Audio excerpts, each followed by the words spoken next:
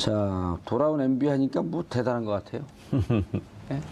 안 올 줄 알고 있다가 안 올 줄 알고 있다가 돌아왔다는 얘기 아니에요? 아, 그러니까 진짜 안 올까 걱정하는 사람들이 많아요. 그러니까 일단 망명은 하지 않았다. 당분간. 예. 어떻습니까? 말이 좀 줄었어요. 나갈 때는 말을 장황하게 하던데. 근데 그것도 짧게 얘기하는 거라고 본인이 오늘은 이 정도로 짧게 얘기하겠다라고 그날 얘기한 근데 거죠. 들어오면서는 더 짧게 했잖아요. 예, 그런데 사실은 2박 4일 동안 가만히 계셨던 게 아니잖아요. 계속 바로. SNS로 메시지 올렸죠. 또 측근들은 더 많은 얘기를 쏟아냈지 않습니까? 가장 그래요? 결정적인 얘기. 예. 아니 노무현 정부 그 5년 동안의 자료를 자기네들이 다 가지고 있다라는 걸 지금 공개를 하지 않았습니까? 여차하면 이거 이제 속된 말로 까겠다. 예. 이런 정도까지 이 얘기를 지금 했으면 사실은 하고 싶은 얘기 다 한 거 아닌가요? 현재로서는?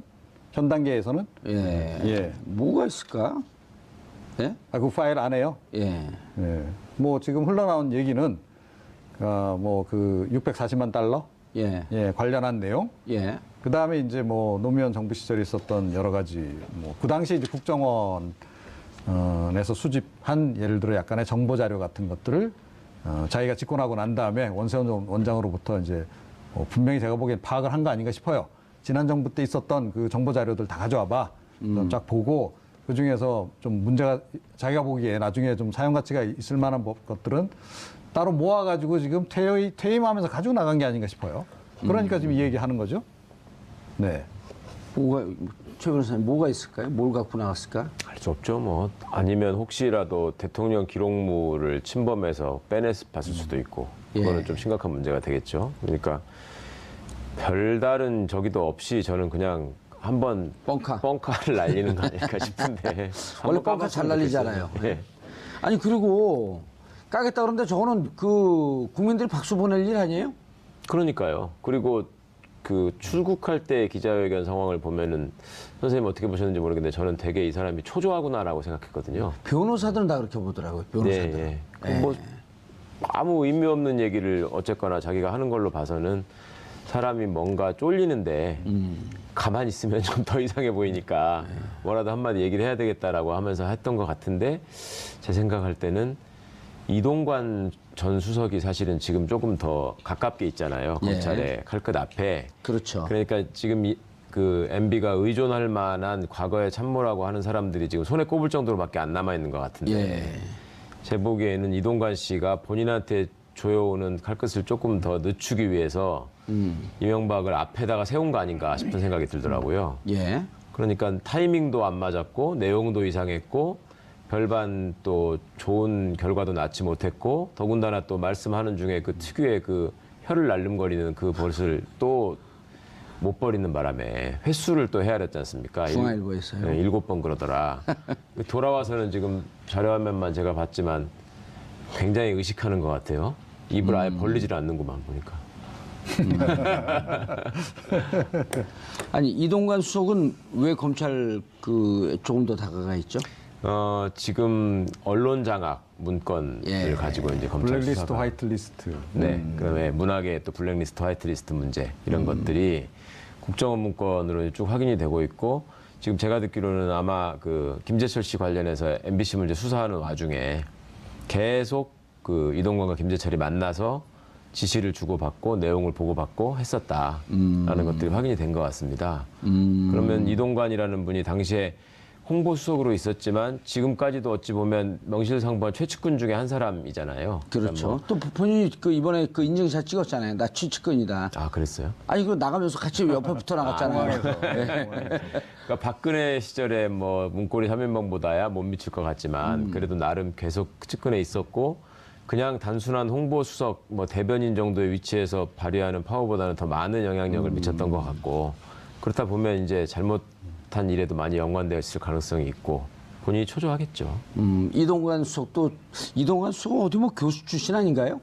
동아일보 기자 출신이죠. 동아일보 기자. 이분이 신일고를 나오신 걸로 제가 아는데 예. 제가 알기로 MBC만 하더라도 신일고 출신들이 당시에 좀 잘 나갔어요? 잘 나왔죠. 좋은 학교죠, 신일고. 강북의 명문. 강북의 야구 명문이죠. 야구 명문. 이동관 전 수석은 원래 그 전혀 이 사정권에 안 들어오지 않았었나요?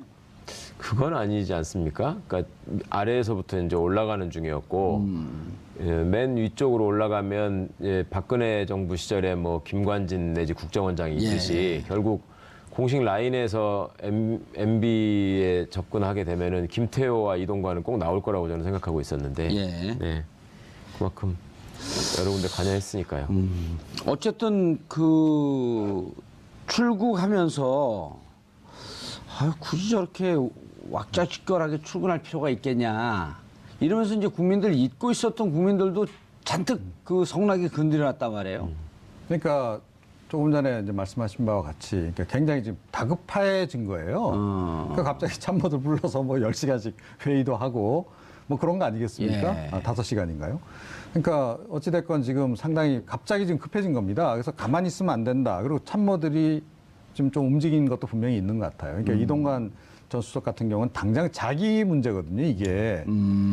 그러니까 이제 자기가 나서는 것보다는 그래도 주군으로 모셨던 이명박 전 대통령이 나서주는 게 조금 더 이 방패막이로서 좀 괜찮다라는 생각을 당연히 했겠죠. 그래서 아마 더 약간 그 위기감을 더 고조시켰을 수도 있습니다. 실제로 이명박 전 대통령과 관련해서 지금 설은 많은데 명확하게 무슨 증거가 이렇게 막 확확 나온 건 아니거든요, 지금. 네. 그런데 제가 보기에도 생각보다 좀 빨리 움직이고 있어요. 물론 이제 선제 대응한다는 그런 의미가 있는지는 모르겠으나. MB 측이 빨리 움직이고 있다. 그러니까 조금 더 기다리고 뭔가 이렇게 명확한 증거가 나와서 뭐 좀 그야말로 이 검찰 소환이 가시권하에 뭐 들어왔다 이 정도 때 그때 뭐 주요 혐의에 대해서 반박도 하고 뭐 이런 식으로 나오는 게 통상적이고 정상이라고 저는 보거든요. 그런데 좀 미리 좀 움직여 간다는 거죠. 그러니까 이거는 역시 그 참모들 중에 몇몇이 지금 이제 관련이 되다 보니, 그러니까 이 보고를 올리는 과정에서 약간 좀 그 저 좀 살려주십시오 하는 식이 되지 않았을까? 네, 지금 그런 생각입니다. 지금이라도 최 변호사님, 지금이라도 출국 금지 이제 들어왔는데 출국할 때 우리가 그렇게 바들바들 떨고 있었는데 국민들이 안 들어올까봐 지금이라도 출국 금지를 시켜야 되는 거 아니냐라고 하는 게 온라인상에 요구가 많아요. 출국 금지 사유가 될까요, 근데? 국민들이 그만큼 전직 대통령이라는 사람에 대해서 이제 범죄자로서 평가하고 있다라는 게 사실은 MB 입장에서는 깊이 새겨야 될 지점인 거고요. 수사를 하는 입장에서 볼 때는 지금 이종훈 선생님이 말씀해 주신 것처럼 구체적으로 어떤 물증이나 증거를 가지고 본격적으로 이명박을 입건할 상황은 아니기 때문에 지금 출국 금지를 한다라고 하는 거는 오히려 정치 공세의 빌미가 될 우려가 있다고 생각하고요. 그다음에 출국하는 과정에서 나름 이제 그 위력 시위를 한번 해가지고 지지 세력의 결집을 노렸던 거 아닙니까? 근데 그게 지금 실패한 셈이잖아요. 어제 정도원 의원이 다른 방송에서 이런 얘기를 했어요. 친이가 몰라 뭐 있다고 결집을 시키냐. 그분 아주. 박근혜 씨는 태극기 집회라도 있지만. 그 얘기를 해요. 그랬어요? 그 얘기를 했어요. 박근혜는 태극기 집회라니 친박이라도 남아있는데 친이가 뭐가 있다고 결집을 시키냐. 그러니까 본인 입장에서는 뭐가 있을 거라고 생각하고 한번 해본 모양인데 이제 실패하니까 조용히 오늘은 들어온 것 같은데 그 와중에 저는 그 공항에서 말씀할 때도 아까 이종훈 선생님 말씀해 주신 것처럼 저희가 왜 봉도사님하고 얘기하다가 왜 옛날 학창 시절에 수배도 안 됐는데 자기 혼자 수배됐다고 도망 다니는 사람처럼 학생 나올 때 그런 친구들 많아요. 그러니까 누가 지금 당신 범죄자다 이런 혐의가 있다라고 얘기도 안 했는데 혼자 막 도망 다녀. 먼저 나서가지고 뭐 그런 거 아니다 두고 보자 뭐 이런 식으로 얘기를 했는데 그게 되게 웃기는 거잖아요. 어찌 보면. 그러니까 더욱더 이제 뭐가 있긴 있는 거죠. 그렇죠. 그러니까 결국 뭐가 있다는 걸 본인 스스로가 지금 이제 셀프 인증을 해준 이제 그런 격이 돼버린 거예요. 우리 속담이 그런 말 있잖아요. 똥킨 놈이 속낸다고. 그렇죠. 아무도 뭐라고 안 그러는데 혼자 막 웃기고 혼자 막 승질 내는 거예요, 그냥. 그렇습니다. 자, 그런데 제가 이제 정두원, 정태근 의원하고 방송을 하면서 했더니 정두원 의원이 뭐라 그러냐면 야, 이거 두 분하고 비슷한 얘기를 해요. 막상 MB가 은근히 치밀해갖고 증거를 안 남겼을 것이다. 그래갖고 이제 내가 궁금해갖고 최 변호사 전화하니까 뭐 재판 중인지 전화 안 받고 이지아 변호사 통화했더니 그분들은 율사가 아니기 법률가가 아니기 때문에 공모관계에 대한 이해가 떨어진다. 맞습니다. 지금 이 나온 증거 정도만 해도 증거가 차고도 넘친다. 근데 이제 또 오늘 한 변호사는 뭐라 그러냐면 똑같은 얘기를 해요. 증거가 차고도 넘치는데 다만 전직 대통령이라고 하는 이유 때문에 보다 확실한 일반인이고 일반 사장이 기업의 회장이랬으면 벌써 구속시키고도 남았다는 거예요. 그런 거죠.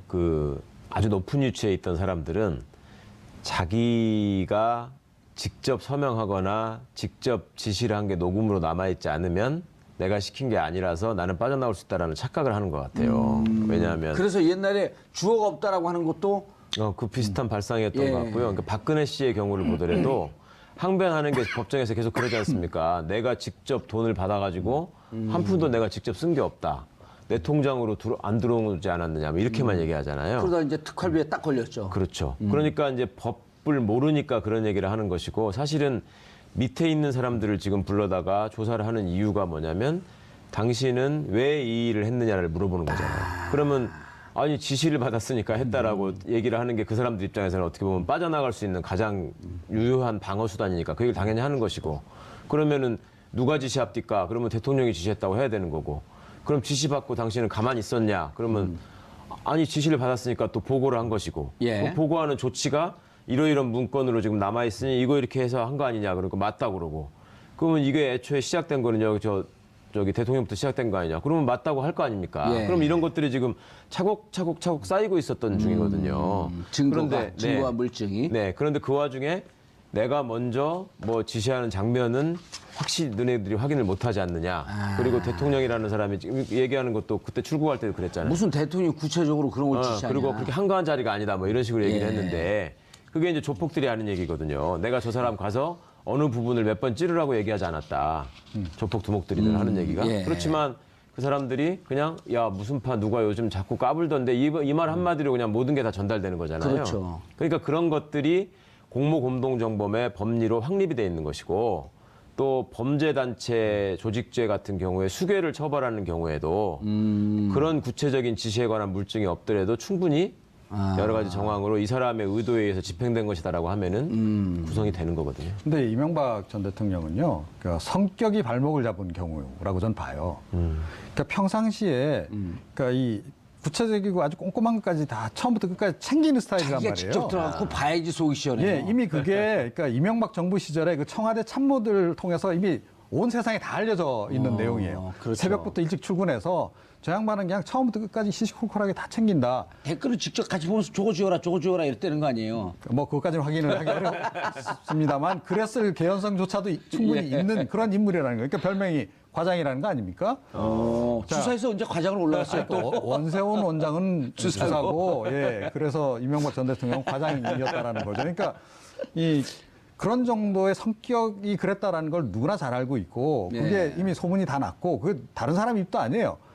밖에 있는 사람이 어떻게 알겠어요? 그거 다 청와대 참모들이 함께 일하는 과정에서 자기네들이 실제로 보니까 그러니까 그걸 밖에 와서 다 어려움을 호소를 하는 바람에 정치권에 다 소문이 나 있단 그렇죠. 말이에요. 예. 자, 그런데 이제 와서 내가 뭐 그렇게까지 뭐 시간이 한가하냐 뭐 그런 거 지시하게. 근데 실제로는 지시했을 가능성이 굉장히 높은 거죠. 새벽 6시부터 나와가지고 뭐 하겠습니까? 하루 종일. 예. 아니 근데 또 그 비밀이 있어요. 6시부터 나오고 9시, 10시까지 막 일하는 척하고 10시 가서 또 잔다는 거예요. 근데 아침에 그러니까 운동하면서 라디오도 다 듣고 예. 방송 다 해서 모니터에서 다 제가 보기에는 메모 다 한 것 같아요. 예. 아무개 얘는 좀 심하다. 뭐 블랙리스트도 충분히. 자기가 그런데 작성을 이게 했을까? 또 재미난 게요. 그분만 그런 게 아니에요. 예. 그러니까 그분하고 가까운 핵심 측근들 있잖아요. 그러니까 예. 희망 어딥니까? 교회? 예. 그 무슨 교회죠? 거기? 소망교회. 소망교회. 네, 소망교회. 희망이란다. 소망교회 같이 이제 한동안 은퇴하신 분들 다 모여가지고 뭐 교통 정리하고 하셨잖아요. 예. 그러니까 그 다 뭐 7인의 뭐 9인의 뭐 멤버들이라고 그렇죠. 이야기되는 분들 장로 있잖아요. 떨어진다면 장로되기 위해서 그 교통봉사했다라고 하는 예. 얘기들이 있던데. 근데 그분들이 다 권력 실세가 되잖아요, 나중에. 예. 근데 그분들이 다 그렇다라는 거죠. 아닙니까? 새벽부터 일찍 출근해가지고. 예. 그러니까 이게 그 팀의 성격이란 말이에요. 네, 그런데 이제 와서 나는 안 그렇다라고 이야기를 하는 것 자체가 이게 좀 성립이 안 되는 얘기인 거죠. 예. 아마 이 참모들도 고민이 될 거예요, 그 지점들이. 아까 이동관 전 수석에 대해서 좀 짚어봤는데요. 지금 이제 핵심 키맨은 김태효. 예. 우리가 내다보기에 딱 맞아요. 임관빈 먼저 구속시키고 그 다음에 김관진 구속시키고 김태효 오고. 근데 중간에 한 명 이제 이동환이 끼어들었어요. 김태효가 특히 사이버 사령부와 관련해서는 키맨이다. 네. 라는 그러니까 평가들이 있잖아요. 그 국정원 같은 곳을 동원해서 한 공작이 두 가지 쪽에 있잖아요. 지금 그 선거에 가입한 댓글 공작이 한 트랙이 예, 있고, 댓글 있고요. 또 한 트랙은 이제 블랙리스트, 방송 장악 문건 예. 이런 것들이니까 이제 그쪽 트랙에 이동관 수석이 있는 거고 이쪽이 예. 이제 정보기관 동원해가지고 선거에 개입한 쪽에는 당시에 전략기획비서관, 뭐 안보전략비서관 이런 걸 했던 김태효 비서관이 있는 건데요. 예. 그때 당시에 이명박 정권의 그 외교안보 분야의 실세라고 자타가 공인하는 사람이었고, 그렇죠. 특히 이제 김태효 비서관의 경우에는 나이가 그렇게 많지 않았는데도 전폭적인 신임을 받고 사실상의 외교관계나 대부분 문제를 주관했었기 때문에요. 그 외교안보 전공하는 분들 사이에서는 김태효 비서관 때문에 대북 전략이나 또 국제관계가 헝클어지고 망가진 측면이 다 굉장히 많이 틀어졌다. 있다라는 예. 지적을 그 전부터 하셨었거든요. 예. 근데 단순히 거기에서 머무르지 않고 이 사람이 이 컨트롤 타워의 핵심에 있으면서 각종 국가기관을 동원해가지고 네. 그 댓글 공작을 한 핵심으로 지금 지목될 수 있는 가능성이 높고 또 그런 흔적들이 여기저기서 발견이 되고 그 사이버사 관련한 무슨 문건을 보고받거나 뭐 결과 보고를 받을 때도 항상 배석했다는 거 아닙니까? 예. 예.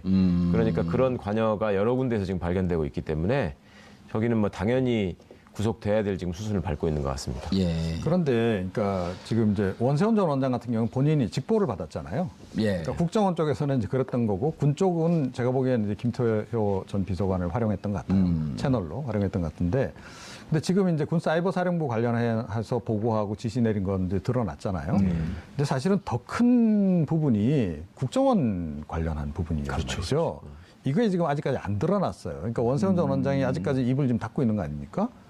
열 때도 됐는데요, 이제. 그러니까요. 아플 텐데, 입도. 예, 그래서 아마 검찰이 뭔가 이렇게 정황 증거들은 꽤 많이 이제 확보를 했을 텐데 이 부분이 밝혀져야 사실은 그러니까 이 제대로 이명박 전 대통령에 대한 꼭지가 따지는 거죠. 예, 그런 거다. 그래서 아마 제가 보기에 이번에 군사이버사령부 관련해서 김관진 전 그 장관 뭐 구속영장 청구하면서 이명박 전 대통령 내용을 포함 안 시킨 것도 검찰이 조금 더 많은 증거를 확보하려 한 다음에 확실하게 그야말로 원샷 원킬 한 번 불러서 끝내려고 지금 하는 거 아닐까. 근데 그 중요한 중심축은 역시 국정원 그 댓글 관련한 활동, 그 보고와 지시를 주고받은 그 관계가 아닐까라고 개인적으로는 추정을 좀 해봅니다. 원세훈 전 정가 그 원장은요. 그 지난번에 이제 그 댓글 개입 때문에 지금 4년을 받았잖아요. 네. 근데 추가로 그 이후에 나온 게 뭐냐면 민간인 댓글 부대. 네. 30개 팀 48명에 대한 수사. 그 수사가 진행하다 지금 얘기가 없어요. 그게 이제 더 큰 게 나오니까. 그래서 이제 그 부분이 그 사람들에게 돈 준 게 일단 40억 규모가 넘어가게 되면 이게 국고 손실. 네. 그 특가법상의 국고 손실하게 되면 이게 5억만 넘어가도 10년 이상의 징역으로 나오는데 그 부분에 대해서도 얘기가 없고. 그다음 배임 횡령. 직접 돈을 뭐 배달 사고 형식으로 하고 돈을 좀 빼돌렸다 이런 얘기도 좀 나오다 또 쑥 들어갔고. 또 이제 요즘 많은 이 법조인들이나 그 주위 검찰 기자들이 그 법조 출입 기자들이 지적하는 게 저거 남재준 그 원장이 이거 관행이었다라고 얘기하면 앞에서도 했다는 거죠. 그렇죠. 검찰에서 아니 그 국정원에서 청와대 돈 주는 게 이게 관행이라고 이렇게 증언하지 않았을까? 네. 그렇게 된다면 원세훈도 줬을 텐데 이렇게 되면 또 뇌물이 들어가잖아요. 네. 이런 등등에 대해서 왜 원세훈 원장 수사되는 게 진행이 안 되는 거야? 아니면 얘기 안 나오게 하는 건가? 수사 진행 부분에 대해서 먼저 말씀을 드린다면 예. 지금 말씀하신 것처럼 그런 여러 가지 의혹들에 대해서 얘기가 나오다가 지금 중단됐다는 건 뭐냐면 검찰이 어느 정도 성과를 지금 확인을 해놓고 이걸 차곡차곡 쌓고 있는 중이라는 걸 의미한다고 보입니다. 그러니까 이제 그걸 딱 쌓고 있는 이유는 뭐냐면 이종호 선생님 잘 말씀해 주신 것처럼 꼭지를 따야 되는데 결국 원세훈 진술이 이제 마지막 결정적인 키가 될 텐데요.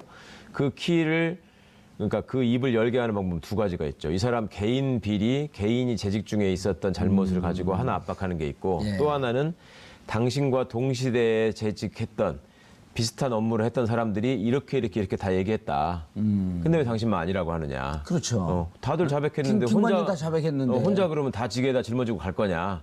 이렇게 이제 무너뜨리는 거거든요. 그러니까 지게를 하나 만들어 놓고 지게에 쌓아올릴 짐들을 지금 다 챙겨놓은 셈이고 그것들이 지금 쌓여 올려져 있고 이게 이제 감당할 수 없는 무게가 되는 상황이 되면 무너지겠죠. 그럼 검찰은 지금 그런 수순을 나름 정밀하게 밟아가고 있는 것 같고요. 예. 또 하나 제가 말씀드리고 싶었던 거는 지금 자칭 보수 정권이라고 했던 그 정권의 특징이 제가 느끼기에는 대통령을 지나치게 떠받들었던 것 같아요. 그러니까 과거에 민간인 사찰 사건 문건에서도 보면은 거의 군주식으로 표현을 하거든요. 예. 뭐 대군이라는 호칭도 등장하지만 상 뭐 이런 식으로 표현을 하고 대통령을 상? 상 윗상자를 쓴 상. 예. 상께서 말씀하시기를 뭐 이런 식으로 써 있어요 공식 문서에. 그러면 그 대통령의 권위에서 오는 당연한 그 지위에서 오는 당연한 권위가 있을 것인데 그거를 이분들의 그 보수적인 성격 그 특성에 비춰보다 보면 이게 대통령이 지나치게 커지고 그러면 그 앞에서 납죽 엎드려가지고 무슨 말을 하든지 합법성을 따지기 전에 이 지시를 이행하는 것이 곧 나라를 위한 길이고 나를 위한 길이다라고 생각했을 수밖에 없을 것 같습니다. 또 원세훈 씨의 캐릭터 자체가 무슨 그런 복잡한 생각이 없이 단순하게 그냥 꽂히면은 막 마구 달린다는 거잖아요. 그런 측면을 활용해가지고 또 국정원장 자리를 준 것이고 그러니까 그런 과정에서 무리한 일들을 너무나 많이 했을 것이고 당시에는 남재준 씨도 그렇고 원세훈 씨도 그렇고 상대가 박근혜 대통령이건 이명박 대통령이었던 간에 그 사람들은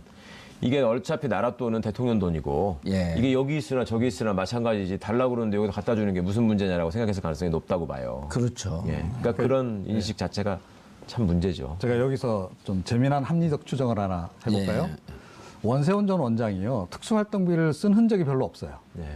밥도 맨날 혼자 먹었다는 거 아니에요?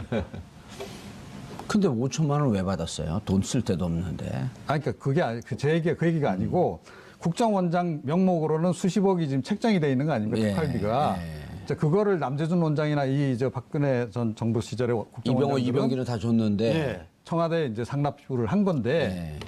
원세훈 원장도 그만한 예산을 배정받았을 텐데 쓴 흔적이 별로 없다는 거예요.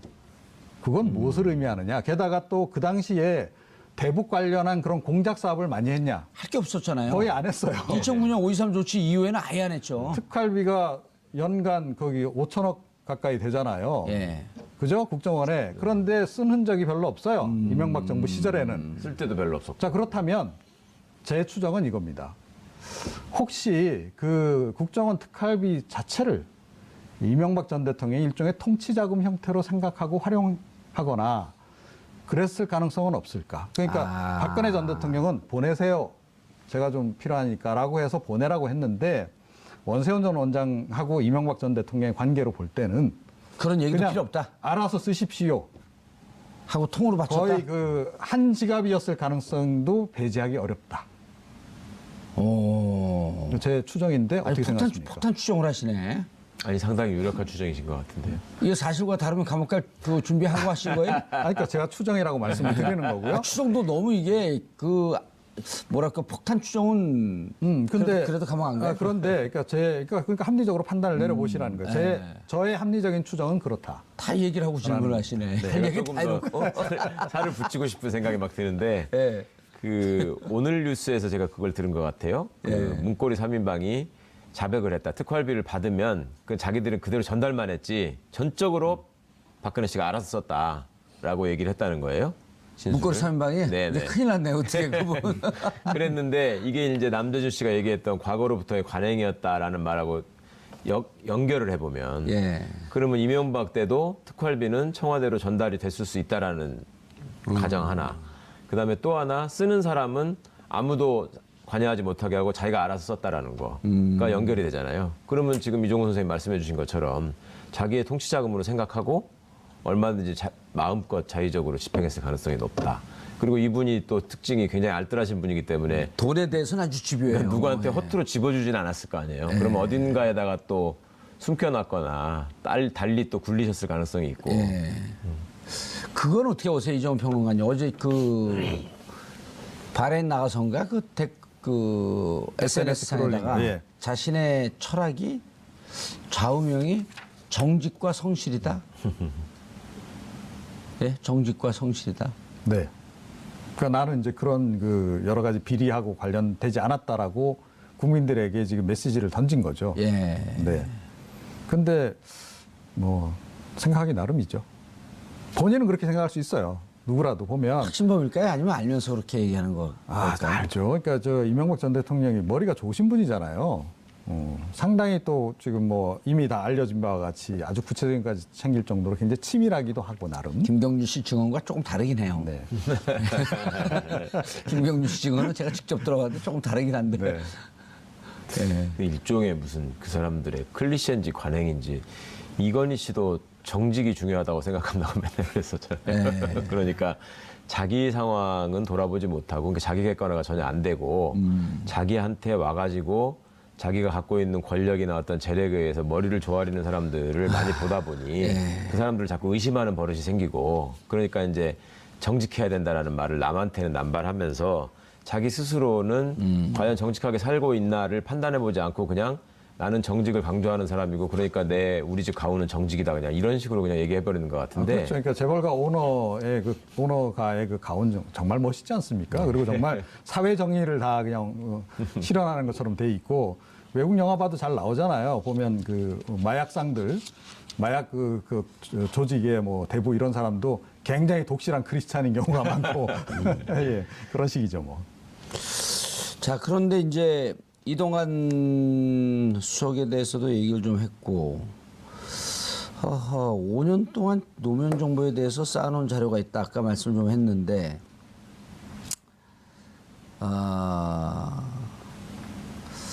이게 그 집권 5년 동안 얘기하게 되면 NLL 얘기를 또 안 할 수가 없잖아요. NLL 얘기하면 NLL을 기획했던 그것을 요약해갖고 정부에 제일 처음에 줬던 게 이제 원세훈 전 원장 아니에요? 네. 그리고 그것을 이제 써먹은 건 2013년에 정문원. 예, 정문원, 그 다음에 김무성, 그리고 2013년에 노출을 시킨 그 남재준 원장. 네. 이렇게 줄줄이 자기들이 다 연관이 되어 있는데 하게 되면 이제 지금 노무현 정부 때 하게 되면 우리가 얼핏 추정할 수 있는 게 NLL 그 정상회담 대화록.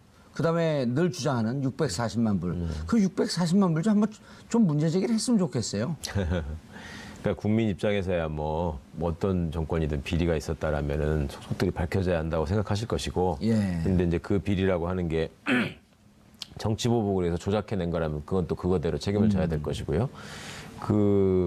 그동안에 하여튼 그 NLL 문제를 말씀하셨으니까 그런데 그 굉장히 많이 잘 써먹었던 일종의 아이템이었고 그거를 써먹는 과정에서 친박과 친이의 협력이 아주 적나라하게 드러났잖아요. 지금 예. 말씀하신 것처럼 애초에 그걸 기획하고 처음에 문건들을 만들어내서 활용해야 되겠다라고 나섰던 사람들은 그 친이 쪽에서 시작을 해가지고 결국 친박들이 이제 선거 유세장에서 흔들고 이거를 선거에 이제 활용을 한 셈이 되는데 그러니까 그 과정에서 쭉 이어지는 일련의 작업들을 보면 거기서 역시 이제 김태호 비서관의 역할이 주요하게 또 드러날 수 있을 것 같고요. 예. 그런 측면들이 나름의 어떤 정권 재창출 전략이라고 해서 그 플랜을 짰던 것 같은데 그것들이 일관되게 그러니까 본인들한테 반대 입장에 서 있는 어떤 그 정치적 견해를 가진 사람들을 예. 일관되게 적으로 돌려가지고 그걸 제압하려는 수단으로 국가 권력을 동원했다. 예. 그러니까 이 점이 가장 심각한 문제라는 것이죠.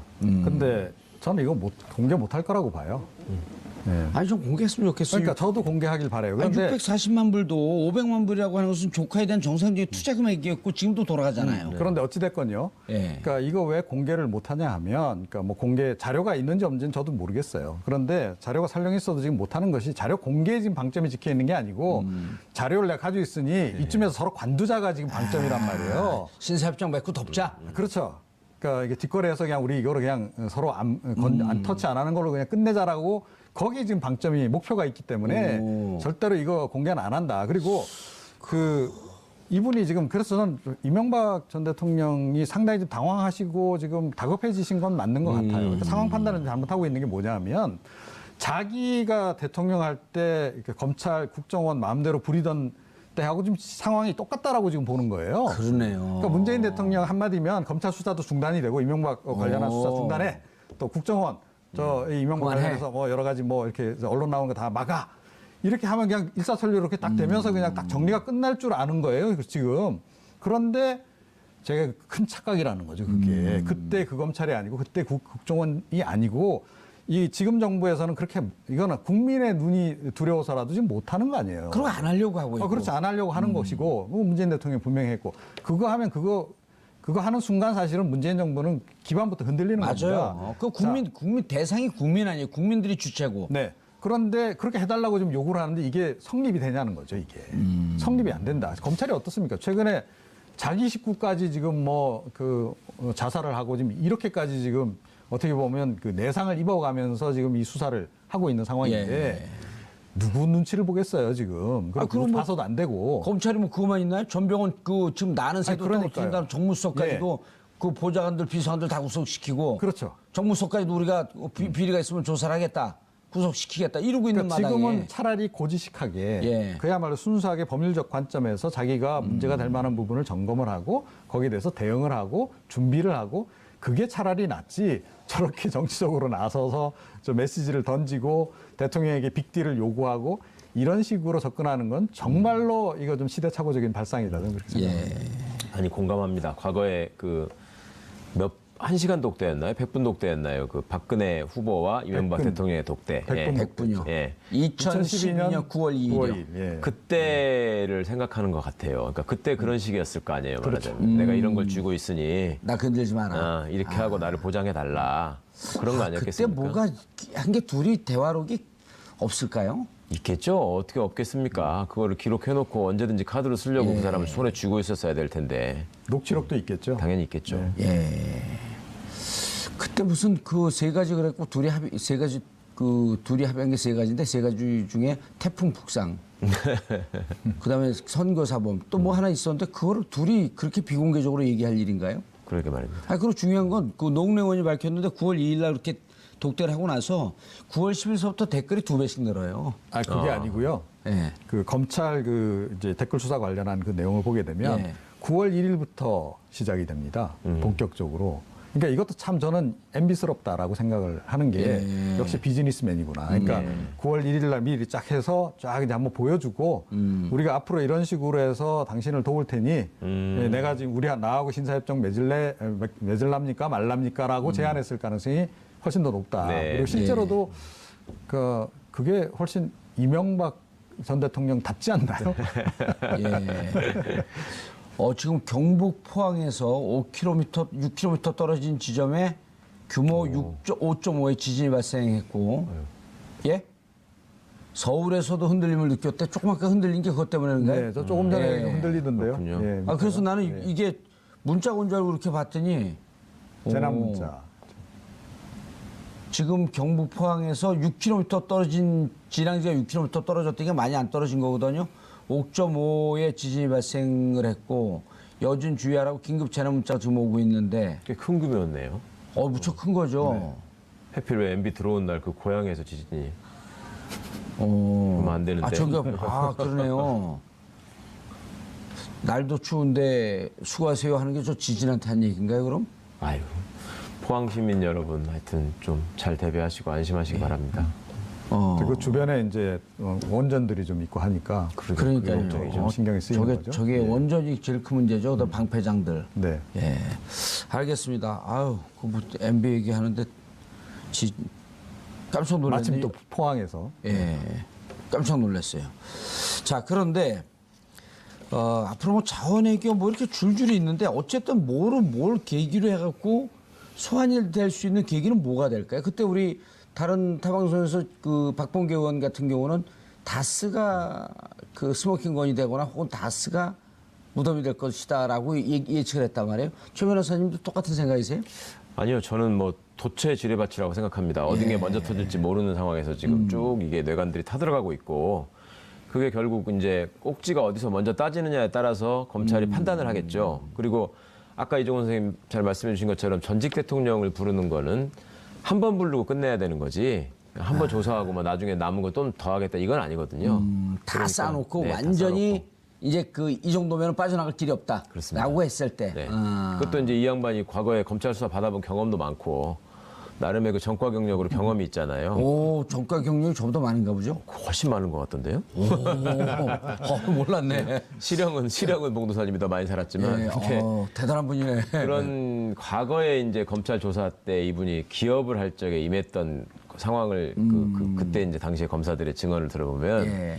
꽤 이제 비굴한 모습을 보였다는 거예요. 당당하게 하지 않고 그냥 뭐 한번 살려주십시오 뭐 이런 식이었다는 건데 이번에는 어떤 식으로 나올지 모르겠습니다만 검찰은 여러 가지를 생각해서 이 양반은 본인이 살기 위해서 어떤 그 방법이라도 쓸 거라고 생각을 하기 때문에 더 촘촘히 짜야 될 겁니다. 그러니까 사람이 그 자존감이 굉장히 강해가지고 어떻게든 내 이 얼굴과 명예를 지키겠다라고 생각하는 사람은 의외로 쉽게 무너지거든요. 근데 그렇지 않고 그 거리에서 좌판에서 장사하면서 잔뼈가 굵은 사람들은 이게 그렇지가 않기 때문에 잘 준비할 겁니다. 아마.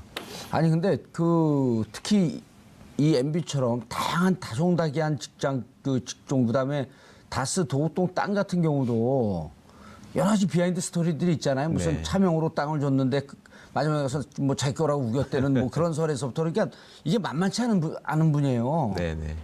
막상 검찰에 들어가갖고 정말 이거 그 검찰 불렀는데 아무 혐의가 없으면 이럴 수는 없을 거 아니에요 검찰이. 그렇죠. 제가 보기에는 우병우 전 민정수석 한 3제곱 정도 되지 않을까요? 검찰이 아마 그 정도의 긴장을 하고, 예. 난이도 수학 문제로 좀 그 정도 난이도 가진 인물이 아닐까 싶은데요. 세제곱은 어떻게 계산하죠? 위에 3 모르세요? 위에 3인데 그럼 8인가요? 8. 우병우의 8. 야, 근데 참 그 신기한 게 시간이 지나면 지날수록 MB 구속 처벌해야 된다라고 하는 게 70%에서 요지부동이에요. 지지율이. 그렇죠. 그러니까 예. 지금 박근혜 그러니까 전 정부에 있었던 여러 가지 적폐들을 캐고 보니 예. 다 시작이 이 MB로부터 시작됐다는 거 아닙니까? 뭐 블랙리스트도 그러니까요. 마찬가지고, 그러니까 이 진보 정권 10년 동안에 싹 좀 걸러놓고 정리하고 청소해 놓은 것을 다시 그 흙탕물을 지금 다시 일으킨 거잖아요. 그리고 어떻게 보면 진보와 보수 간의 그 대립도 좀 화해 국면으로 가다가 김대중 전 대통령이 화해에 얼마나 신경을 많이 예. 썼습니까? 얼마 전에 논란이 된 이 바로 옆에 그 박정희 기념도서관 같은 경우에도 그 결정한 분이 김대중 전 대통령이 결정했잖아요. 자, 그럼에도 불구하고 그 이후에 다시 지금 보수 진보 간의 이런 국민적인 분열상으로 가게 되는 그 시발점이 결국은 예. 이명박 전 대통령으로부터 시작하는 거 아니에요. 그러니까 이건 그냥 넘어갈 수가 없는 거죠. 알겠습니다. 이명박 전 대통령의 소환 그리고 각종 혐의에 대해서 말씀 나눠봤습니다. 두 분 인사하시고요. 조금 더 이 방패막이로서 좀 괜찮다라는 생각을 당연히 했겠죠. 그래서 아마 더 약간 그 위기감을 더 고조시켰을 수도 있습니다. 실제로 이명박 전 대통령과 관련해서 지금 설은 많은데 명확하게 무슨 증거가 이렇게 막 확확 나온 건 아니거든요, 지금. 네. 그런데 제가 보기에도 생각보다 좀 빨리 움직이고 있어요. 물론 이제 선제 대응한다는 그런 의미가 있는지는 모르겠으나. MB 측이 빨리 움직이고 예. 있다. 아하. 그러니까 조금 더 기다리고 뭔가 이렇게 명확한 증거가 나와서 뭐 좀 그야말로 이 검찰 소환이 가시권하에 뭐 들어왔다 이 정도 때 그때 뭐 주요 혐의에 대해서 반박도 하고 뭐 이런 식으로 나오는 게 통상적이고 정상이라고 저는 보거든요.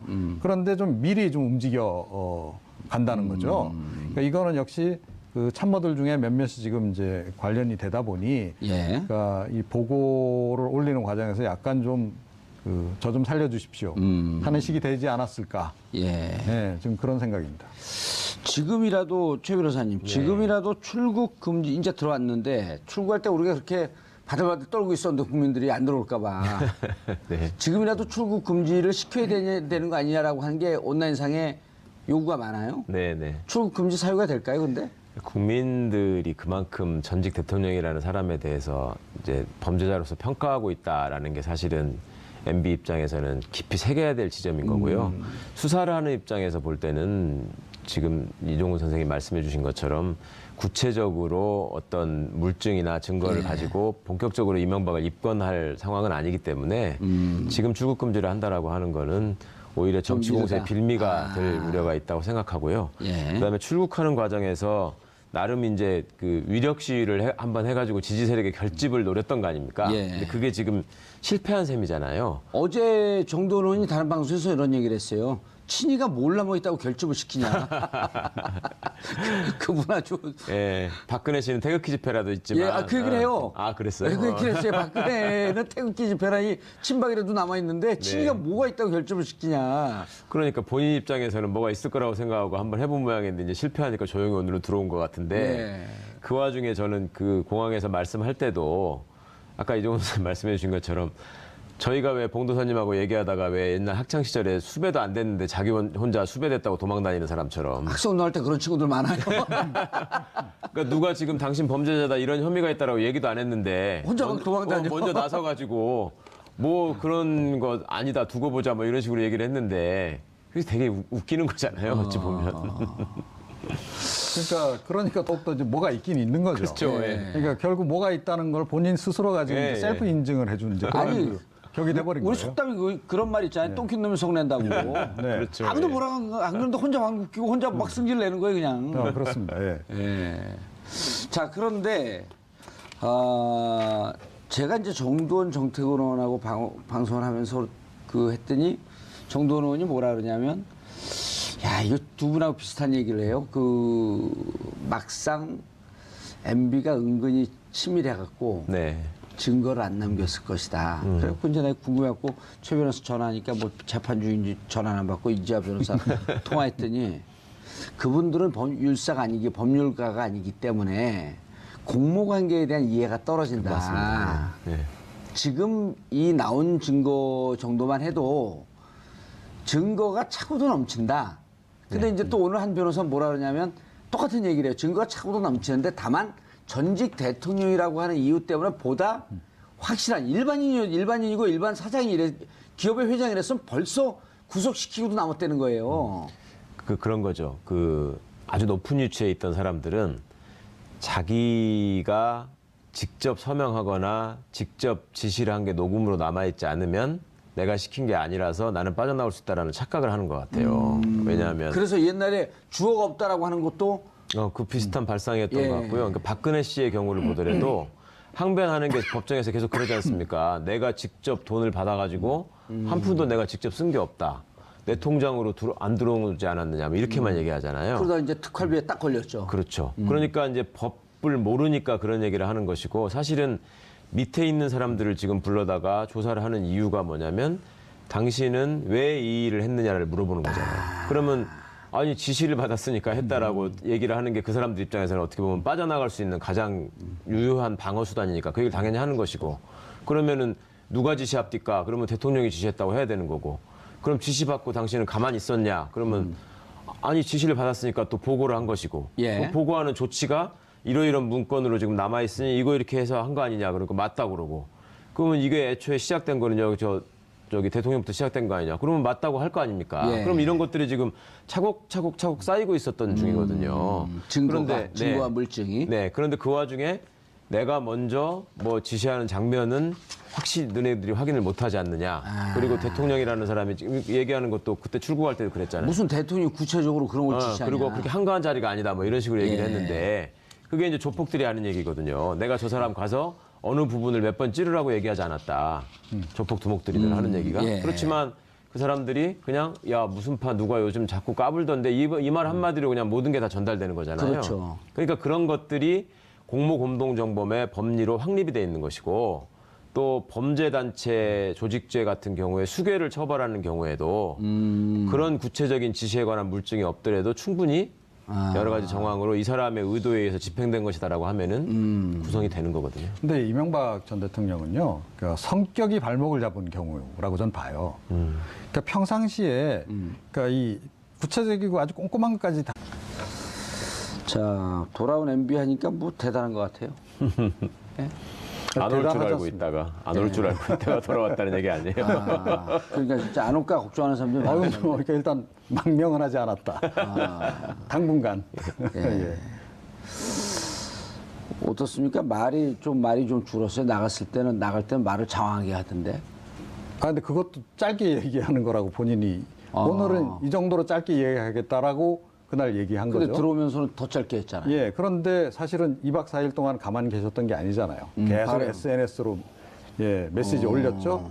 또 측근들은 더 많은 얘기를 쏟아냈지 않습니까? 가장 그래요? 결정적인 얘기. 예. 아니 노무현 정부 그 5년 동안의 자료를 자기네들이 다 가지고 있다라는 걸 지금 공개를 하지 않았습니까? 여차하면 이거 이제 속된 말로 까겠다.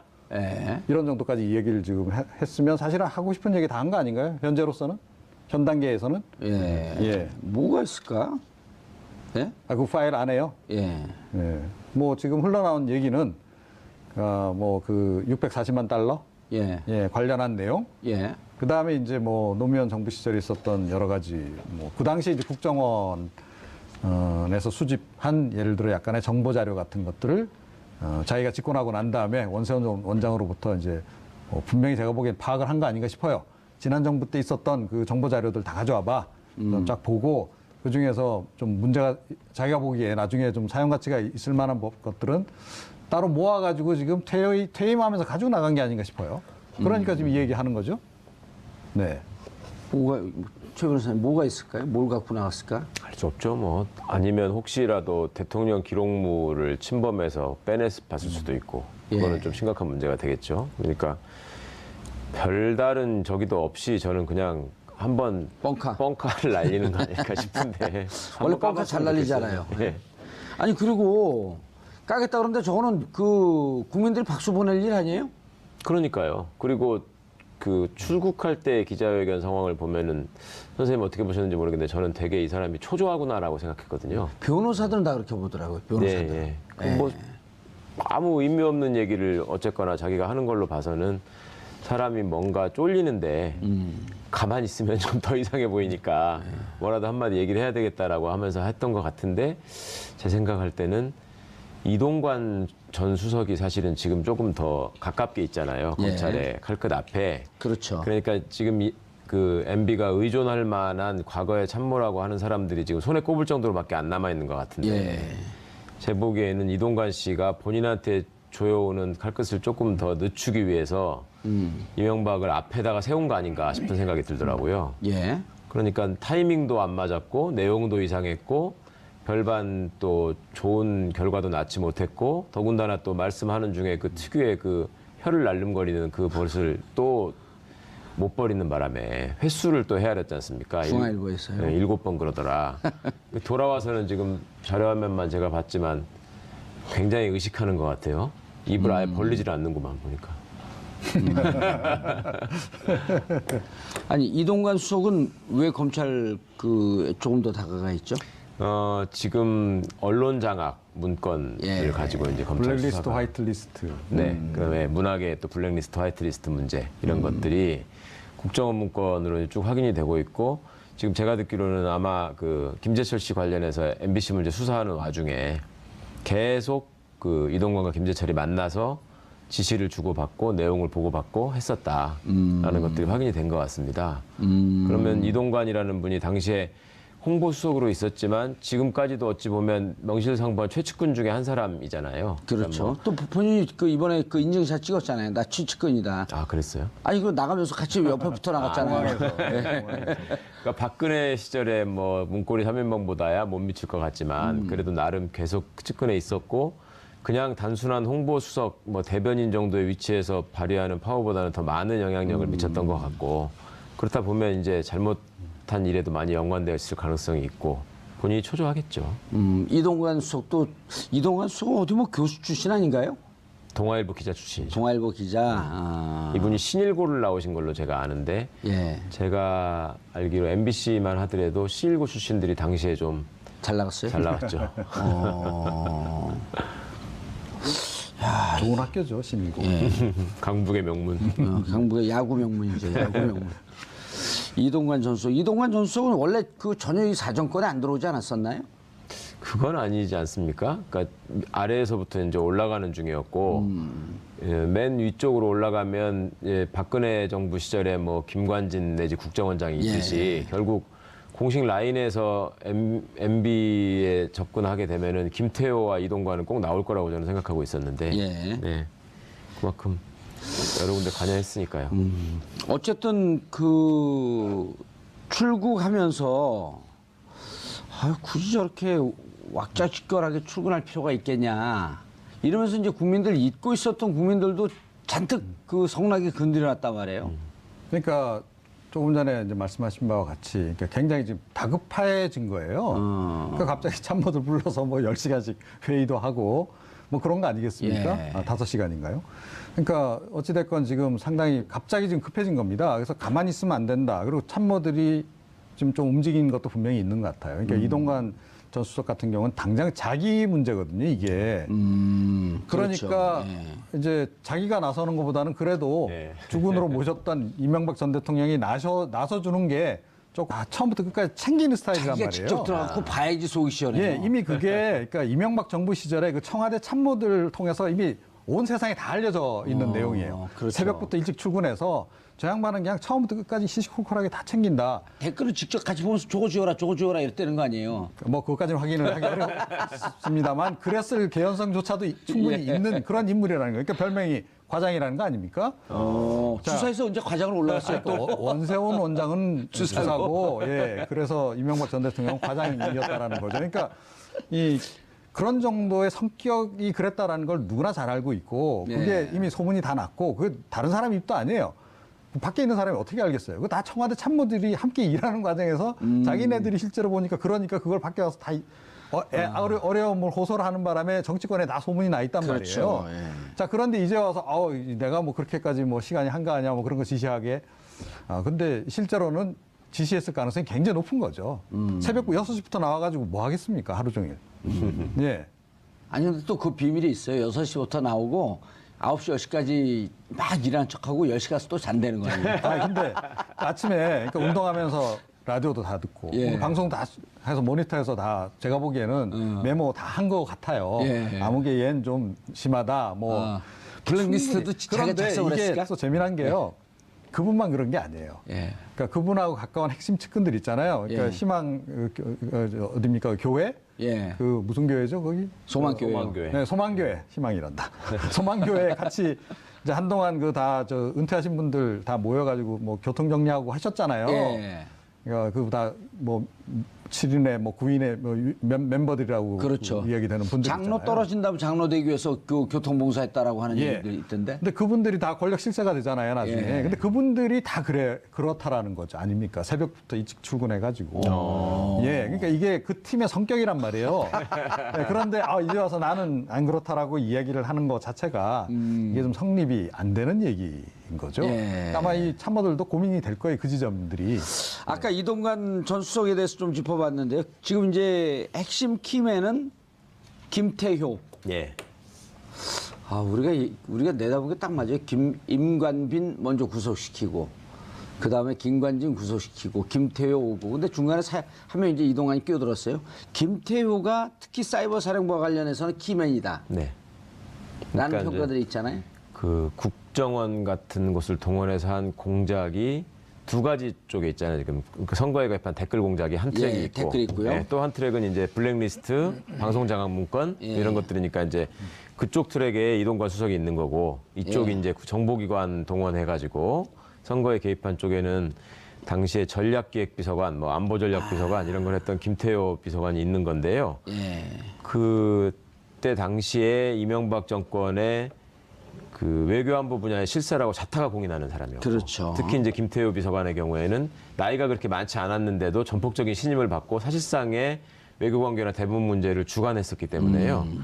그 외교안보 전공하는 분들 사이에서는 김태효 비서관 때문에 대북 전략이나 또 국제관계가 헝클어지고 망가진 측면이 다 굉장히 틀어졌다. 많이 예. 있다라는 지적을 그 전부터 하셨었거든요. 근데 단순히 거기에서 머무르지 않고 이 사람이 이 컨트롤 타워의 핵심에 있으면서 각종 국가기관을 동원해가지고 네. 그 댓글 공작을 한 핵심으로 지금 지목될 수 있는 가능성이 높고 또 그런 흔적들이 여기저기서 발견이 되고 그 사이버사 관련한 무슨 문건을 보고 받거나 뭐 결과 보고를 받을 때도 항상 배석했다는 거 아닙니까? 예. 그러니까 그런 관여가 여러 군데에서 지금 발견되고 있기 때문에 저기는 뭐 당연히 구속돼야 될 지금 수순을 밟고 있는 것 같습니다. 예. 그런데 그러니까 지금 이제 원세훈 전 원장 같은 경우는 본인이 직보를 받았잖아요. 예. 그러니까 국정원 쪽에서는 이제 그랬던 거고 군 쪽은 제가 보기에는 이제 김태효 전 비서관을 활용했던 것 같아요. 채널로 활용했던 것 같은데, 근데 지금 이제 군 사이버 사령부 관련해서 보고하고 지시 내린 건 이제 드러났잖아요. 근데 사실은 더 큰 부분이 국정원 관련한 부분이란 말이죠. 이게 지금 아직까지 안 드러났어요. 그러니까 원세훈 전 원장이 아직까지 입을 지금 닫고 있는 거 아닙니까? 열 때도 됐는데요, 이제. 그러니까요. 아플 텐데 입도. 예, 그래서 아마 검찰이 뭔가 이렇게 정황 증거들은 꽤 많이 이제 확보를 했을 텐데 이 부분이 밝혀져야 사실은 그러니까 이 제대로 이명박 전 대통령에 대한 꼭지가 따지는 거죠. 예, 그런 거다. 그래서 아마 제가 보기에 이번에 군사이버살인 관련해서 김관진 전 그 장관 뭐 구속영장 청구하면서 이명박 전 대통령 내용을 포함 안 시킨 것도 검찰이 조금 더 많은 증거를 확보하려 한 다음에 확실하게 그야말로 원샷 원킬 한 번 불러서 끝내려고 지금 하는 거 아닐까. 근데 그 중요한 중심축은 역시 국정원 그 댓글 관련한 활동, 그 보고와 지시를 주고받은 그 관계가 아닐까라고 개인적으로는 추정을 좀 해봅니다. 원세훈 전 정가 그 원장은요. 그 지난번에 이제 그 댓글 개입 때문에 지금 4년을 받았잖아요. 네. 근데 추가로 그 이후에 나온 게 뭐냐면 민간인 댓글 부대. 네. 30개 팀 48명에 대한 수사. 그 수사가 진행하다 지금 얘기가 없어요. 그게 이제 더 큰 게 나오니까.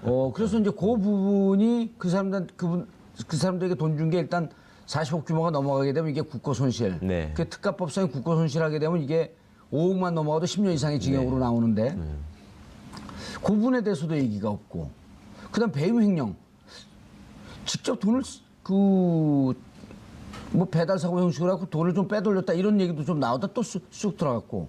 또 이제 요즘 많은 이 법조인들이나 그 주위 검찰 기자들이 그 법조 출입 기자들이 지적하는 게 저건 남재준 그 원장이 이거 관행이었다라고 얘기하면 보면 확신범일까요? 아니면 알면서 그렇게 얘기하는 거? 알죠. 그러니까 저 이명박 전 대통령이 머리가 좋으신 분이잖아요. 상당히 또 지금 뭐 이미 다 알려진 바와 같이 아주 구체적인 까지 챙길 정도로 굉장히 치밀하기도 하고 나름. 김경준 씨 증언과 조금 다르긴 해요. 네.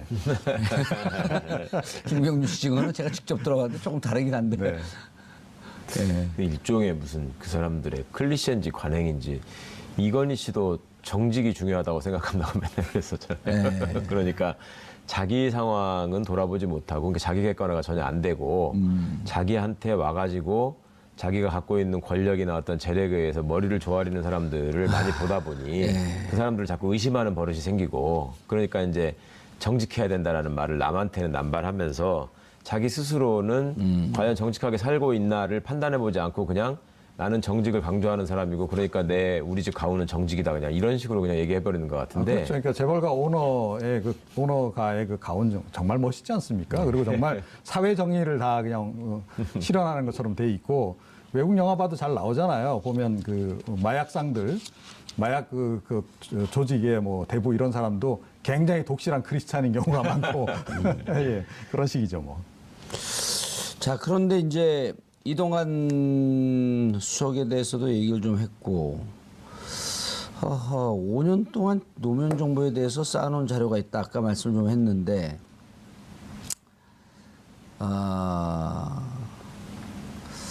이게 그 집권 5년 동안 얘기하게 되면 NLL 얘기를 또 안 할 수가 없잖아요. NLL 얘기하면 NLL을 기획했던 그것을 요약해갖고 정부에 그 제일 처음에 줬던 게 이제 원세훈 전 원장 아니에요? 네. 그리고 그것을 이제 써먹은 건 2013년에 정문원.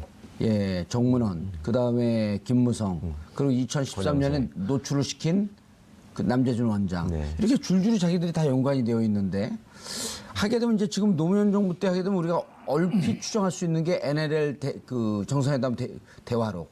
그 다음에 늘 주장하는 640만 불. 그 640만 불 좀 한번 좀 문제 제기를 했으면 좋겠어요. 그러니까 국민 입장에서야 뭐 어떤 정권이든 비리가 있었다라면은 속속들이 밝혀져야 한다고 생각하실 것이고. 예. 근데 이제 그 비리라고 하는 게 정치 보복을 해서 조작해낸 거라면 그건 또 그거대로 책임을 져야 될 것이고요. 그동안에 하여튼 그 NLL 문제를 말씀하셨으니까 그런데 그 굉장히 많이 잘 써먹었던 일종의 아이템이었고 그거를 써먹는 과정에서 친박과 친이의 협력이 아주 그 적나라하게 드러났잖아요. 지금 예. 말씀하신 것처럼 애초에 그걸 기획하고 처음에 문건들을 만들어내서 활용해야 되겠다라고 나섰던 사람들은 그 친이 쪽에서 시작을 해가지고 결국 친박들이 이제 선거 유세장에서 흔들고 이거를 선거에 이제 활용을 한 셈이 되는데 그러니까 그 과정에서 쭉 이어지는 일련의 작업들을 보면 거기서 역시 이제 김태호 비서관의 역할이 주요하게 또 드러날 수 있을 것 같고요. 예. 그런 측면들이 나름의 어떤 정권 재창출 전략이라고 해서 그 플랜을 짰던 것 같은데 그것들이 일관되게 그러니까 본인들한테 반대 입장에 서 있는 어떤 그 정치적 견해를 가진 사람들을 예. 일관되게 적으로 돌려가지고 그걸 제압하려는 수단으로 국가 권력을 동원했다. 예. 그러니까 이 점이 가장 심각한 문제라는 것이죠. 근데 저는 이거 공개 못할 거라고 봐요.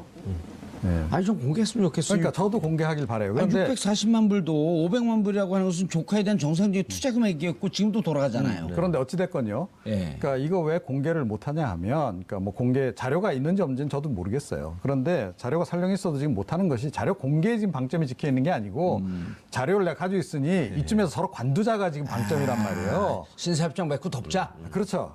그러니까 이게 뒷거래에서 그냥 우리 이거를 그냥 서로 안 터치 안 하는 걸로 그냥 끝내자라고 거기 지금 방점이 목표가 있기 때문에 오. 절대로 이거 공개는 안 한다. 그리고 이분이 지금 그래서 저는 이명박 전 대통령이 상당히 좀 당황하시고 지금 다급해지신 건 맞는 것 같아요. 그러니까 상황 판단을 잘못하고 있는 게 뭐냐면 자기가 대통령 할 때 검찰 국정원 마음대로 부리던 때하고 지금 상황이 똑같다라고 지금 보는 거예요. 그러네요. 그러니까 문재인 대통령 한마디면 검찰 수사도 중단이 되고 이명박 관련한 수사 중단해. 또 국정원 이 이명박 그만해. 관련해서 뭐 여러 가지 뭐 이렇게 언론 나오는 거 다 막아. 이렇게 하면 그냥 일사천리로 이렇게 딱 되면서 그냥 딱 정리가 끝날 줄 아는 거예요. 지금. 그런데 제가 큰 착각이라는 거죠. 그게. 그때 그 검찰이 아니고 그때 국정원이 아니고 이 지금 정부에서는 그렇게 이거는 국민의 눈이 두려워서라도 지금 못하는 거 아니에요. 그럼 안 하려고 하고 있고. 그렇지 안 하려고 하는 것이고 뭐 문재인 대통령이 분명히 했고 그거 하면 그거 하는 순간 사실은 문재인 정부는 기반부터 흔들리는 겁니다. 맞아요. 그 국민 대상이 국민 아니에요. 국민들이 주체고. 네. 그런데 그렇게 해달라고 지금 요구를 하는데 이게 성립이 되냐는 거죠, 이게. 성립이 안 된다. 검찰이 어떻습니까? 최근에 자기 식구까지 지금 자살을 하고 지금 이렇게까지 지금 어떻게 보면 그 내상을 입어가면서 지금 이 수사를 하고 있는 상황인데 예. 누구 눈치를 보겠어요, 지금. 그럼 뭐 봐서도 안 되고. 검찰이 뭐 그거만 있나요? 전병헌 지금 나는 새도 그러니까요. 정무수석까지도 그 보좌관들 비서관들 다 구속시키고. 그렇죠. 정무수석까지도 우리가 비리가 있으면 조사를 하겠다. 구속시키겠다. 이러고 있는 그러니까 마당에. 지금은 차라리 고지식하게 예. 그야말로 순수하게 법률적 관점에서 자기가 문제가 될 만한 부분을 점검을 하고 거기에 대해서 대응을 하고 준비를 하고 그게 차라리 낫지 저렇게 정치적으로 나서서 저 메시지를 던지고 대통령에게 빅딜을 요구하고 이런 식으로 접근하는 건 정말로 이거 좀 시대착오적인 발상이다. 저는 그렇게 생각합니다. 아니 공감합니다. 과거에 1시간 독대였나요? 100분 독대였나요? 그 박근혜 후보와 이명박 100분. 대통령의 독대에서도 했다는 거죠. 그렇죠. 검찰에서 그 국정원에서 청와대 돈 주는 게 이게 관행이라고 이렇게 증언하지 않았을까? 네. 그렇게 된다면 원세훈도 줬을 텐데 이렇게 되면 또 뇌물이 들어가잖아요. 네. 이런 등등에 대해서 왜 원세훈 원장 수사되는 게 진행이 안 되는 거야? 아니면 얘기 안 나오게 하는 건가? 수사 진행 부분에 대해서 먼저 말씀을 드린다면 예. 지금 말씀하신 것처럼 그런 여러 가지 의혹들에 대해서 얘기가 나오다가 지금 중단됐다는 건 뭐냐면 검찰이 어느 정도 성과를 지금 확인을 해놓고 이걸 차곡차곡 쌓고 있는 중이라는 걸 의미한다고 보입니다. 그러니까 이제 그걸 딱 쌓고 있는 이유는 뭐냐면 이종호 선생님 잘 말씀해 주신 것처럼 꼭지를 따야 되는데 결국 원세훈 진술이 이제 마지막 결정적인 키가 될 텐데요. 그 키를 그러니까 그 입을 열게 하는 방법은 두 가지가 있죠. 이 사람 개인 비리, 개인이 재직 중에 있었던 잘못을 가지고 하나 압박하는 게 있고 예. 또 하나는 당신과 동시대에 재직했던 비슷한 업무를 했던 사람들이 이렇게 다 얘기했다. 근데 왜 당신만 아니라고 하느냐. 그렇죠. 다들 자백했는데 김관진 다 자백했는데. 혼자 그러면 다 지게에다 짊어지고 갈 거냐. 이렇게 이제 무너뜨리는 거거든요. 그러니까 지게를 하나 만들어 놓고 지게에 쌓아 올릴 짐들을 지금 다 챙겨놓은 셈이고 그것들이 지금 쌓여 올려져 있고 이게 이제 감당할 수 없는 무게가 되는 상황이 되면 무너지겠죠. 그럼 검찰은 지금 그런 수순을 나름 정밀하게 밟아가고 있는 것 같고요. 예. 또 하나 제가 말씀드리고 싶었던 거는 지금 자칭 보수 정권이라고 했던 그 정권의 특징이 제가 느끼기에는 대통령을 지나치게 떠받들었던 것 같아요. 그러니까 과거에 민간인 사찰 사건 문건에서도 보면은 거의 군주식으로 표현을 하거든요. 예. 뭐 대군이라는 호칭도 등장하지만 상 뭐 이런 식으로 표현을 하고 대통령을 상? 윗상자로 쓴 상. 예. 상께서 말씀하시기를 뭐 이런 식으로 써 있어요 공식 문서에. 그러면 그 대통령의 권위에서 오는 당연한 그 지휘에서 오는 당연한 권위가 있을 것인데 그거를 이분들의 그 보수적인 성격 그 특성에 비춰보다 보면 이게 대통령이 지나치게 커지고 그러면 그 앞에서 납죽 엎드려가지고 무슨 말을 하든지 합법성을 따지기 전에 이 지시를 이행하는 것이 곧 나라를 위한 길이고 나를 위한 길이다라고 생각했을 수밖에 없을 것 같습니다. 또 원세훈 씨의 캐릭터 자체가 무슨 그런 복잡한 생각이 없이 단순하게 그냥 꽂히면은 막 마구 달린다는 거잖아요. 그런 측면을 활용해가지고 또 국정원장 자리를 준 것이고 그러니까 그런 과정에서 무리한 일들을 너무나 많이 했을 것이고 당시에는 남재준 씨도 그렇고 원세훈 씨도 그렇고 상대가 박근혜 대통령이건 이명박 대통령이었던 간에 그 사람들은 이게 어차피 나라 돈은 대통령 돈이고 예. 이게 여기 있으나 저기 있으나 마찬가지지 달라고 그러는데 여기다 갖다 주는 게 무슨 문제냐라고 생각했을 가능성이 높다고 봐요. 그렇죠. 예. 그러니까 그런 인식 자체가 참 문제죠. 제가 여기서 좀 재미난 합리적 추정을 하나 해볼까요? 예. 원세훈 전 원장이요. 특수활동비를 쓴 흔적이 별로 없어요. 네. 밥도 맨날 혼자 먹었다는 거 아니에요? 근데 5천만 원을 왜 받았어요? 돈 쓸 데도 없는데. 그러니까 그게 제 얘기가 그 얘기가 아니고 국정원장 명목으로는 수십억이 지금 책정이 돼 있는 거 아닙니까? 예, 특활비가. 자, 그거를 남재준 원장이나 박근혜 전 정부 시절에 국정원장 이병호, 이병기는 다 줬는데. 예, 청와대에 이제 상납부를 한 건데 예. 원세훈 원장도 그만한 예산을 배정받았을 텐데 쓴 흔적이 별로 없다는 거예요. 그건 무엇을 의미하느냐? 게다가 또 그 당시에 대북 관련한 그런 공작 사업을 많이 했냐? 할 게 없었잖아요. 거의 안 했어요. 2009년 5.23 조치 이후에는 아예 안 했죠. 특활비가 연간 거기 5천억 가까이 되잖아요. 예. 그죠? 국정원에. 그런데 쓴 흔적이 별로 없어요. 이명박 정부 시절에는. 쓸 때도 별로 없었고. 자, 그렇다면 제 추정은 이겁니다. 혹시 그 국정원 특활비 자체를 이명박 전 대통령이 일종의 통치자금 형태로 생각하고 활용하거나 그랬을 가능성은 없을까? 그러니까 박근혜 전 대통령은 보내세요. 제가 좀 필요하니까라고 해서 보내라고 했는데 원세훈 전 원장하고 이명박 전 대통령의 관계로 볼 때는 그런 얘기도 그냥 필요 없다. 알아서 쓰십시오. 하고 통으로 바쳤다. 거의 그 한 지갑이었을 가능성도 배제하기 어렵다. 오. 제 추정인데 아니, 어떻게 생각하십니까? 폭탄 추정을 하시네. 아니 상당히 유력한 추정이신 것 같은데요. 이게 사실과 다르면 감옥 갈 그 준비하고 하신 거예요? 그러니까 제가 추정이라고 말씀을 드리는 거고요. 추정도 너무 이게 그 뭐랄까 폭탄 추정은 근데 그래도 감옥 안 가요. 그런데 그러니까 합리적으로 판단을 내려보시라는 거예요. 저의 합리적인 추정은 그렇다. 다 얘기를 하고 질문을 하시네. 제가 얘기 조금 다 해놓고. 더 살을 붙이고 싶은 생각이 막 드는데 예. 그 오늘 뉴스에서 제가 그걸 들은 것 같아요. 그 문고리 3인방이 자백을 했다. 특활비를 받으면 그 자기들은 그대로 전달만 했지 전적으로 박근혜 씨가 알아서 썼다라고 얘기를 했다는 거예요. 문고리 3인방이? 네네. 큰일 났네, 어떻게 그분. 그랬는데 이게 이제 남재준 씨가 얘기했던 과거로부터의 관행이었다라는 말하고 연결을 해보면 예. 그러면 이명박 때도 특활비는 청와대로 전달이 됐을 수 있다라는 가정 하나. 그다음에 또 하나 쓰는 사람은 아무도 관여하지 못하게 하고 자기가 알아서 썼다라는 거가 연결이 되잖아요. 그러면 지금 이종훈 선생님 말씀해 주신 것처럼 자기의 통치자금으로 생각하고 얼마든지 마음껏 자의적으로 집행했을 가능성이 높다. 그리고 이분이 또 특징이 굉장히 알뜰하신 분이기 때문에 돈에 대해서는 아주 집요해요. 누구한테 허투루 집어주진 않았을 거 아니에요. 그러면 어딘가에다가 또 숨겨놨거나 달리 또 굴리셨을 가능성이 있고. 그건 어떻게 보세요, 이정훈 평론가님? 어제 그 바레인 나가서인가 그 SNS 상에다가 예. 자신의 철학이 좌우명이 정직과 성실이다. 예, 정직과 성실이다. 네. 그러니까 나는 이제 그런 그 여러 가지 비리하고 관련되지 않았다라고 국민들에게 지금 메시지를 던진 거죠. 예. 네. 근데 뭐 생각하기 나름이죠. 본인은 그렇게 생각할 수 있어요. 누구라도.